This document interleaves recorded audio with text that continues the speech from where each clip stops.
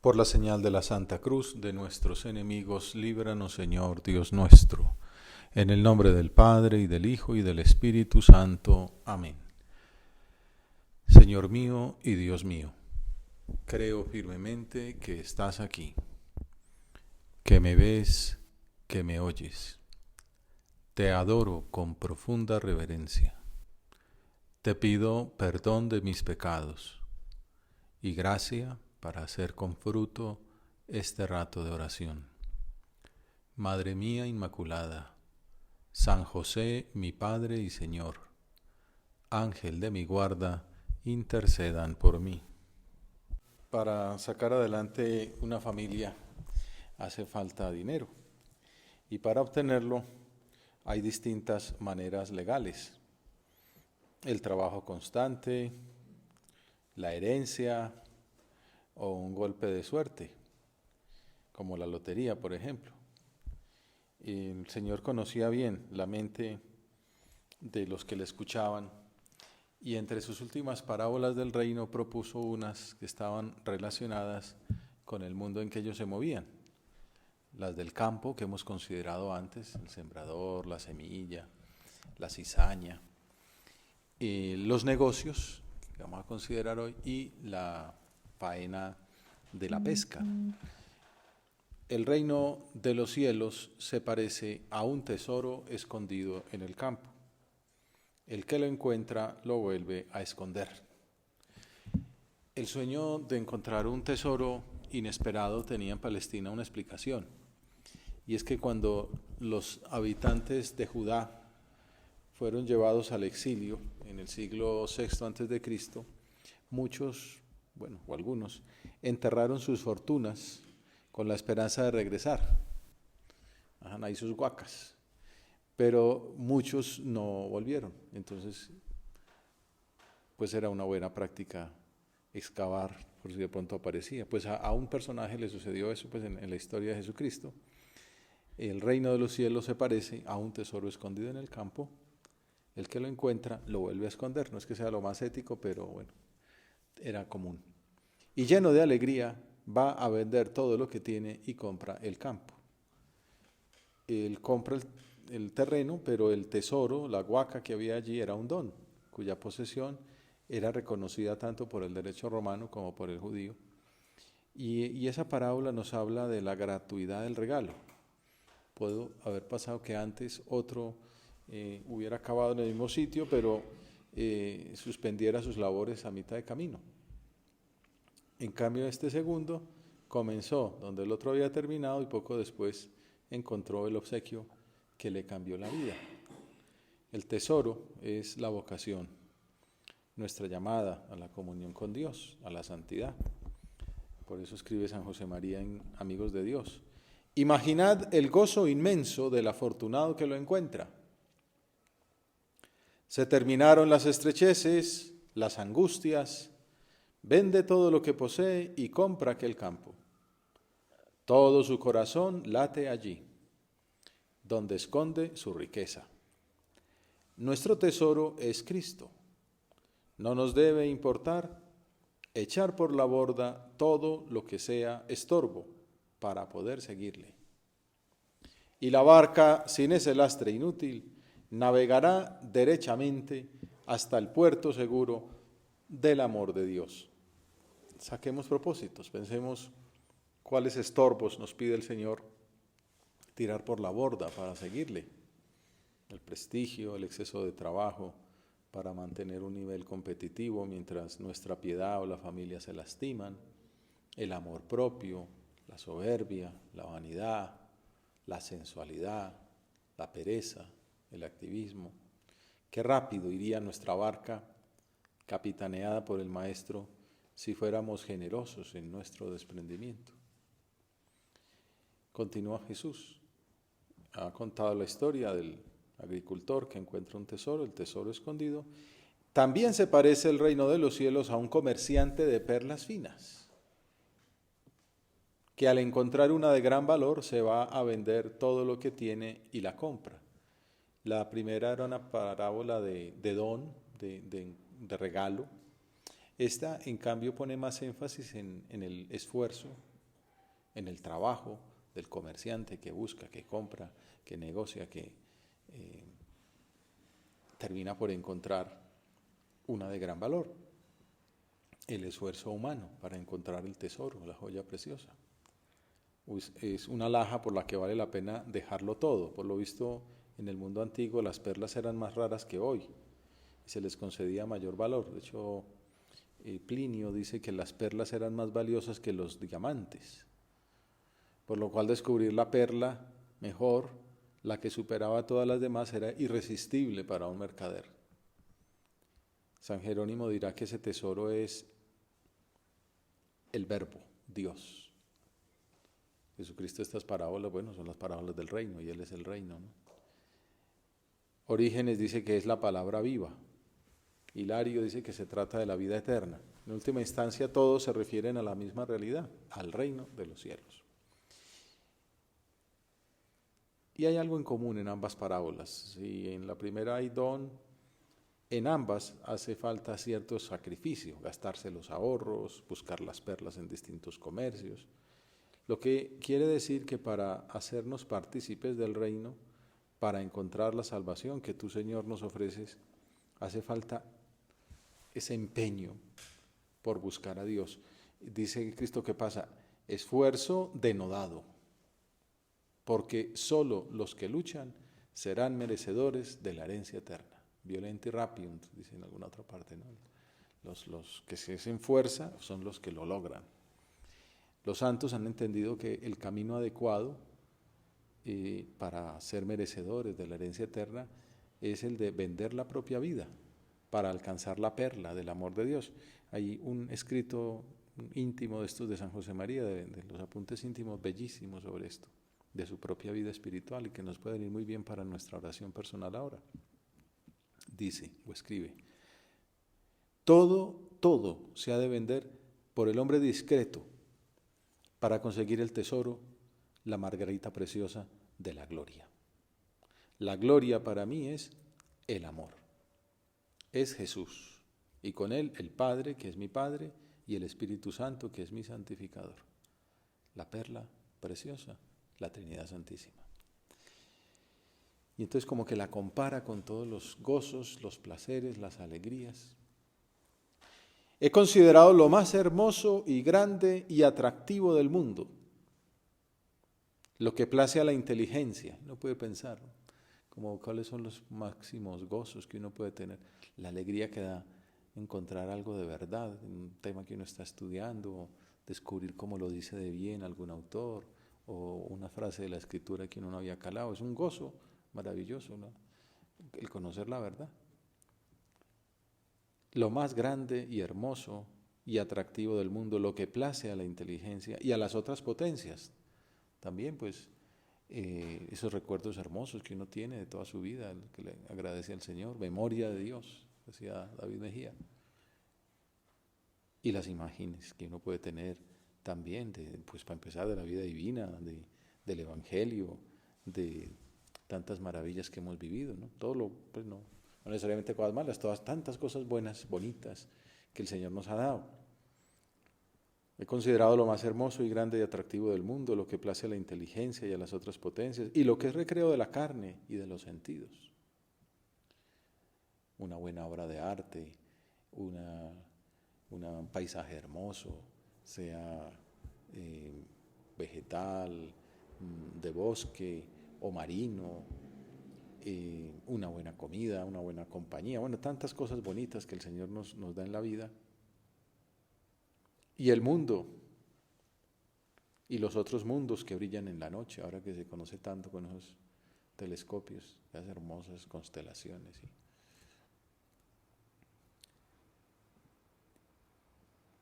Todo el universo. Y eso junto con todas las locuras del corazón satisfechas, nada vale. Es nada y menos que nada al lado de este Dios mío, tesoro infinito. Margarita preciosísima, humillado, hecho esclavo, anonadado con forma de siervo en el portal donde quiso nacer, en el taller de José, en la pasión y en la muerte ignominiosa, y en la locura de amor de la Sagrada Eucaristía. Precisamente a este aspecto se refieren los exégetas. Hay uno que concluye que Jesús quiere que sus seguidores aprecien el valor incomparable del reino de Dios, que es superior al de todas las riquezas humanas. Viene a la mente el joven rico, que se encontró de frente con la joya preciosísima. Además, esa joya preciosísima, el Hijo de Dios hecho hombre, lo ama. Dice, poniendo en él los ojos, le amó, quedó prendado de él. O sea, que a uno Dios lo ame de esa manera. Y le diga la clave. O sea, como ya no en parábola, sino en verdad. Vende todo lo que tienes, dalo a los pobres y ven y sígueme. Todo el mundo va buscando por ahí pues libros de superación, de mejorar, de salir de los problemas, de ser felices. Jesús se lo dice, eso es. Mira, poniendo en él los ojos lo amó. Lo amó tanto que le dijo el secreto. El secreto es, abandona todo eso, entrégalo a los demás, a los necesitados, ven y sígueme. Sea apóstol. Qué maravilla, ¿no? Se encontró la perla, el tesoro escondido se lo encontró ahí de frente. Dios hecho hombre, que lo amaba. Peculiarmente, de un modo como tan llamativo que los apóstoles, los evangelistas lo dejan así escrito. Y aquel hombre hizo cuentas y tenía mucha hacienda y no quiso dejarla. No quiso, no tuvo la sensatez mínima que tuvieron estos personajes de la parábola, venderlo todo y comprar el tesoro, comprar la perla, el terreno, la perla, ¿no? Este dice, se marchó triste porque tenía mucha hacienda, no quiso arriesgar. Y por eso el evangelio se fue triste. Pero el mundo nos dice que no, que la alegría está en tener. Y tiene, pero no es feliz. Hay gente que tiene mucho y no es feliz. Pero uno a veces piensa que la felicidad está en el tener. Pues es lo que el Señor nos quiere explicar con esto, ¿no? Esos medios sirven para alcanzar lo importante, que es el amor a Dios y el amor a los demás. Vende lo que tiene, dalo a los pobres y ven y sígueme. Por su parte hay otro que llama Nilka, sugiere que no se ponga el énfasis en el sacrificio, sino en la alegría que supone el don de Dios. Me sirvió, me dio como luces, que uno a veces, pues sí, que lo hay que tirar por la borda y tal, pero dice, tampoco hay que fijarse tanto en vender unas haciendas, que tampoco debe ser mucho, es un desierto al fin y al cabo, ¿no? Juan Pablo II dice que lo que el muchacho no quiso vender fue su vida, la vida que tenía por delante, era joven. ¿Qué va a hacer de mi vida estos 60 años? Entregárselos a esta persona. Esa persona es Dios el que te la dio. ¿Y quién te dijo que van a ser 60? Pueden ser 2. Te puede morir esta noche, como otra parábola. Cambió el poderla vivir en felicidad por esa tristeza de quedársela para sí. Entonces dice, fijémonos más bien, más que en lo que nos piden dejar, en lo que nos dan a cambio. El 100 por 1. Entonces no pongamos tanto el énfasis en que, ese 1, todo lo que sufrimos por dejar el 1, sino más bien digamos, ¿cuánto ganamos con ese 100? ¿Cuánto produce eso poquito que nosotros entregamos? ¡Qué gozo! Pone el Señor hablando del que compra el terreno, del que adquiere la perla. Ese es el gozo del cristiano que sigue al Señor.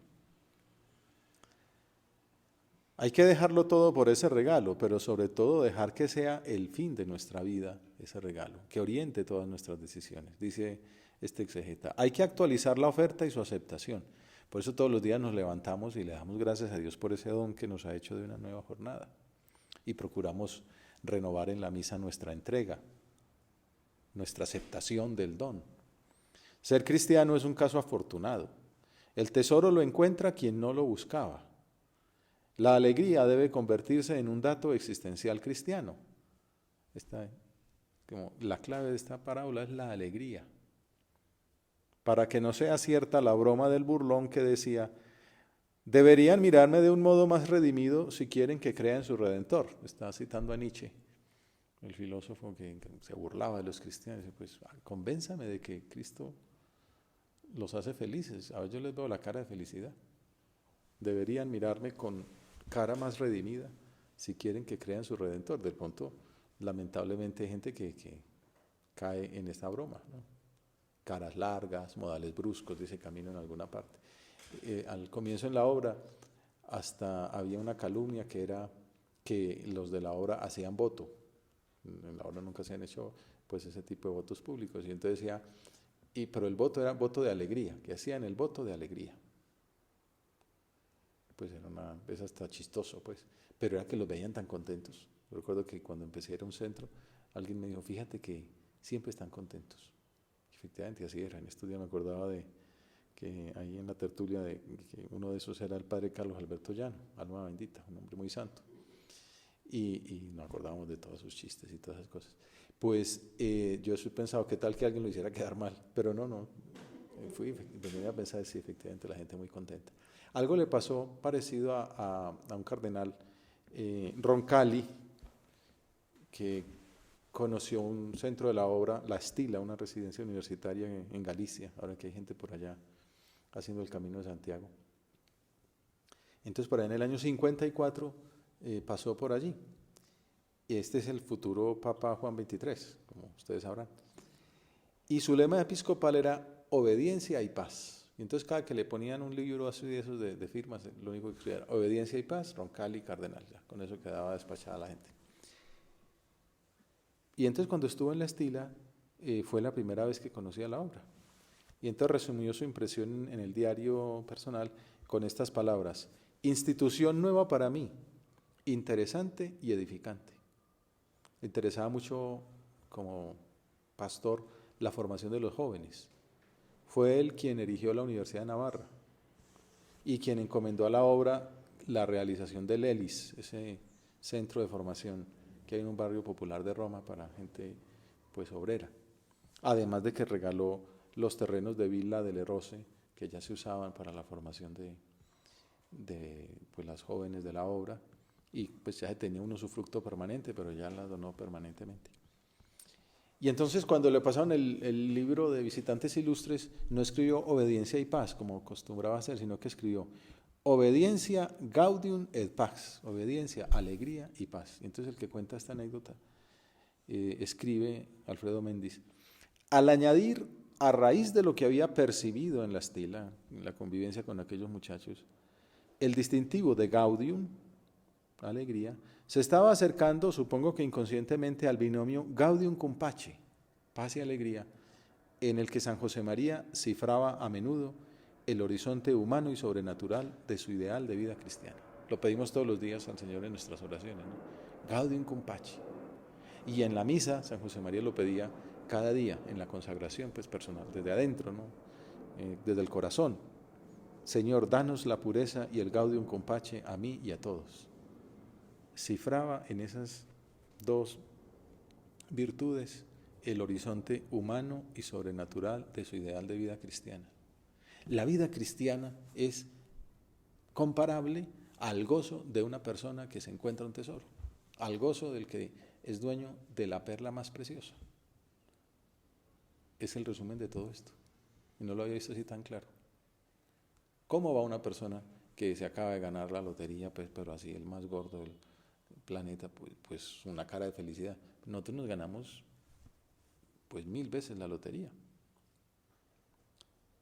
Pues cifraba tanto San José María el ideal de vida cristiana en la alegría y la paz, que cada día pedía al celebrar la misa ese regalo, y en 1961, al dictar un círculo de formación para los que vivían ahí con él en el Consejo General, les dijo, esto lo transmite don Javier Echavarría, que era uno de los que asistía, Gaudium, alegría, que no es el cascabeleo de la risa tonta, algo animal, pues como dijéramos el animal, ¿cómo es? Sonrisa fisiológica, alegría fisiológica de animal sano, que tiene salud, dinero y amor, aunque eso también está bien, pues.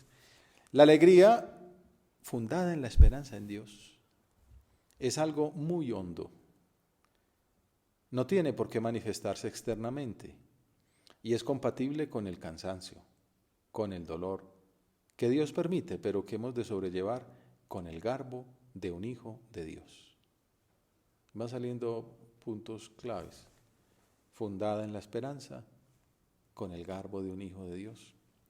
Por lo tanto, vivid esa alegría de saber que si no nos queremos apartar de Dios, seremos vencedores. Lo que el diablo quiere es apartarnos de Dios para quitarnos la alegría. Por eso se dice que la tristeza es aliada del enemigo. Si no nos queremos apartar de Dios, seremos vencedores. Uno podría añadir, y si alguna vez cometemos el error de apartarnos, pues perdemos, caemos, pero Dios nos pone la confesión para convertir la derrota en victoria y unirnos de nuevo a Dios y volver a ser sus hijos y fundarnos en la esperanza, volver a tener el gozo del Hijo pródigo redimido. Si no nos queremos apartar de Dios, seremos vencedores. Esta alegría de saber que en la vida externa, en la vida apostólica, en la vida interior, cuando parece que todo se viene abajo, no será nunca así. Porque Cristo no pierde batallas. Seremos vencedores porque somos hijos de Dios y Cristo no pierde batallas. La alegría entonces es consecuencia de la filiación divina, la mencionábamos. Por eso la llevamos con el garbo de un hijo de Dios. Es consecuencia de sabernos queridos por nuestro Padre Dios. No solamente es que somos sus hijos, como dijéramos ontológicamente, es que nos ama como el Padre más amoroso, como pone el mismo de ejemplo el Padre del Hijo pródigo.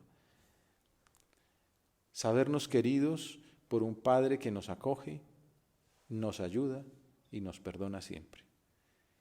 Bueno, pues todo esto me sirvió justo, estos días me contaron que el padre, el prelado de la obra, está organizando una convivencia con sus vicarios y tiene 3 ideas que quiere que trabajen juntos y son pues precisamente la esperanza, la iniciativa y la acogida. Y aquí mirando, sabernos acogidos por Dios. Y pues si se trata de que nosotros acojamos como hijos de Dios, como Dios nos acoge a nosotros, pues nosotros acogemos a los otros, iniciativa, así como Él tuvo iniciativa de crearnos, de redimirnos, y esperanza. La alegría se funda en la esperanza. O sea, porque sabemos que ahí está el tesoro, porque sabemos que está la joya, que no es un espejismo. Y pues también, muy al comienzo de la obra, San José María escribió pues un apunte íntimo de su vida espiritual, ya le mencionamos el de la Margarita preciosísima, y en 1932, tenía 30 años, escribe: todo lo espero de Jesús. Yo no tengo nada, no valgo nada, no puedo nada. Uno pues reaccionaría con tristeza ante esa palmaria situación en la que todos estamos identificados. Pero ¿qué veía él? No tengo nada, pero todo lo espero en Él. Él obrará. Su borrico, como se consideraba él, un burrito delante de Jesús, su borrico tiene, porque se lo han dado, el total, absoluto y completísimo abandono. Este apunte íntimo del 16 de junio del 32 pasaría a camino 731. Espéralo todo de Jesús. Tú no tienes nada, no vales nada, no puedes nada. Él obrará si en Él te abandonas. Esperanza y abandono. Creo que tendremos tiempo para pensar en la esperanza, porque también habrá un sínodo más adelante sobre esta virtud y pues qué tema tan bonito para trabajar. Espéralo todo de Jesús. Esto, como decíamos, lo escribió en el 32. Más de 30 años más tarde, en la homilía que escriben Amigos de Dios sobre esperanza, vamos dando bibliografía para meditar por aparte, hace como un visitar aquel lugar, aquel texto suyo. Qué bueno ver una de esas cosas de hace mucho tiempo que ha pasado en su vida, ¿no? Y entonces dice, ha pasado el tiempo y aquella convicción mía se ha hecho aún más robusta, más honda. He visto en muchas vidas que la esperanza en Dios enciende maravillosas hogueras de amor, con un fuego que mantiene palpitante el corazón, sin desánimos, sin decaimientos, aunque a lo largo del camino se sufra y a veces se sufra de veras, como diciendo, he validado que esto era verdad, que el fundamento de la alegría es la esperanza. Y precisamente la última parábola, después de las parábolas comerciales del tesoro escondido, de la perla preciosa, viene la faena de la pesca. El reino de los cielos se parece también a la red que echan en el mar y recoge toda clase de peces. Probablemente pues muchos de ustedes han visto ese trabajo colectivo de la pesca marina. Es una de las cosas que más me gusta a mí de Bonga, ver ahí a los pescadores que se levantan muy temprano, sobre todo cuando el agua está limpia y los peces buscan esa zona del mar. Entonces avanzan todo lo que pueden mar adentro y antes de tirar la red. Y ya la echan y más tarde trabajan en equipo de una manera admirable para recoger la pesca. Van jalando en fila india la cuerda hasta la playa y entonces el que llega a tierra firme deja su turno y regresa al mar para ponerse en primer lugar, y así van haciendo ese trabajo en equipo estupendo hasta recoger toda la pesca del día. Y entonces Jesús dice que así es el reino de los cielos, como esa red echada en el mar. San Gregorio comenta que esa es la iglesia, es esa red que va pescando al género humano. La iglesia reúne toda clase de peces porque llama para perdonarlos a todos los hombres, a los sabios y a los insensatos, a los libres y a los esclavos, a los ricos y a los pobres, a los fuertes y a los débiles. Estará completamente llena la red, la iglesia, cuando al fin de los tiempos esté terminado el destino del género humano. Y en esas faenas pesqueras llega un momento cuando las redes alcanzan tierra y comienza propiamente la labor de selección. Y eso es un momento maravilloso. No tengo fotos, habrá que encontrar un momento para hacerlo. Cuando los alcatraces empiezan ahí a pulular tratando de pescar algo del trabajo humano, como dones. Y luego hay otras aves menos amenazantes que se contentan con recoger las piezas, los pececitos que no valen la pena, que los pescadores descartan en la playa. Incluso algunos muy generosos también tiran como, bueno, aquí hay que darle comida a todos. A esa operación es a la que se refiere el Señor al final de las parábolas. Cuando la red está llena, la arrastran a la orilla, se sientan y reúnen los buenos peces en cestos y los malos los tiran. Lo mismo sucederá al final de los tiempos. Saldrán los ángeles, separarán a los malos de los buenos y los echarán al horno de fuego. Allí será el llanto y el rechinar de dientes. Una conclusión parecida a la parábola de la cizaña, donde también esperaban y al final de los tiempos separaban el trigo para el sol y la cizaña para el fuego eterno. Y la siega final, el destino diverso de los benditos y de los malhechores, es como termina, y por eso es también una alusión a la esperanza. Tú, Señor, nos haces ver que la perspectiva del reino va más allá de la vida presente y que conlleva una opción definitiva sin final en el tiempo. O sea, esa compra del tesoro, esa adquisición de la perla es para siempre, ¿no? El para siempre, para siempre, para siempre. Mientras que lo que ofrece el diablo son placeres que no comienzan y ya terminan, ¿no? Y se queda uno con el sinsabor amargo, como decía el futbolista, pues me quedé sin nada, ¿no? Perdí el tesoro y no quedé sin nada a cambio. Podemos terminar esta oración retomando las parábolas del tesoro y de la perla que se identifican con Cristo, como lo hace Benedicto XVI en su encíclica sobre la esperanza, Spe Salvi, número 47, donde muestra que esa joya eterna es el amor para siempre del mismo Jesús. Dice el Papa: algunos teólogos recientes piensan que el fuego que arde y que a la vez salva es Cristo mismo, el juez y salvador. Ese fuego del purgatorio, por ejemplo, que quema pero purifica. El encuentro con Él es el acto decisivo del juicio. Ante su mirada se deshace toda falsedad. En el momento del juicio experimentamos y acogemos el predominio de su amor sobre todo el mal en el mundo y en nosotros. Me viene a la mente que es lo que pasa también en la confesión, que es un juicio de amor y de misericordia, en el que su amor predomina sobre todo el mal que nosotros hemos cometido. El dolor del amor, nuestra contrición, se convierte en nuestra salvación y en nuestra alegría. Aquí estamos hablando de fuego, estamos hablando de juicio, pero no nos asustamos porque también, como diría San José María, para nosotros no es juez, es Jesús. Como le dijo un obispo a él, para ustedes no será juez, será simplemente Jesús. Pero él tenía ese deseo de que Cristo se ponga contento cuando nos tenga que juzgar. Bueno, el ejemplo y la intercesión de María Santísima, que es esperanza nuestra y causa de nuestra alegría, como le decimos en el rosario, nos ayudarán para que nos decidamos a vender todas las perlas con el fin de adquirir la margarita preciosísima que es el amor de Dios, que es el tesoro escondido por el que vale la pena dejarlo todo. Te doy gracias, Dios mío, por los buenos propósitos, afectos e inspiraciones que me has comunicado en esta meditación. Te pido ayuda para ponerlos por obra. Madre mía Inmaculada, San José, mi Padre y Señor, Ángel de mi guarda, intercedan por mí.